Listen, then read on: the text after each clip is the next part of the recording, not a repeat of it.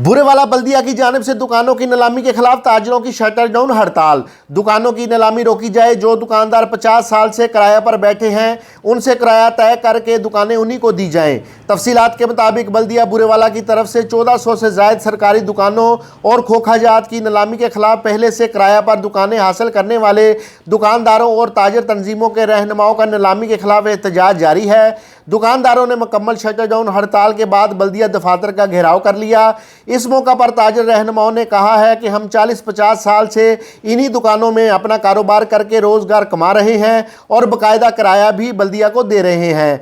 4 साल कबल बल्दिया की शराइत के मुताबिक नीलामी में दुकानें हासिल की, अब फिर दोबारा नीलामी बिला जवाज़ है। इंतज़ामिया हमारे साथ बैठ कर किराया तय करे, हम तयशुदा किराया भी देंगे। हमसे दुकानों की कीमत लेकर इनके मालिकाना हकूक़ दिए जाएँ, जबकि बल्दिया हुकाम का कहना है कि हम दिए गए शेड्यूल के मुताबिक नीलामी करवाएंगे। अगर कोई अदालती हुक्म आया तो इसके मुताबिक अमल करेंगे। ताहम दौरान नीलामी दुकानदारों की जानिब से अदालत आलिया मुल्तान में दायर करदा रिट पटिशन पर अदालत ने नीलामी के खिलाफ हुक्म इम्तनाई जारी कर दिया है।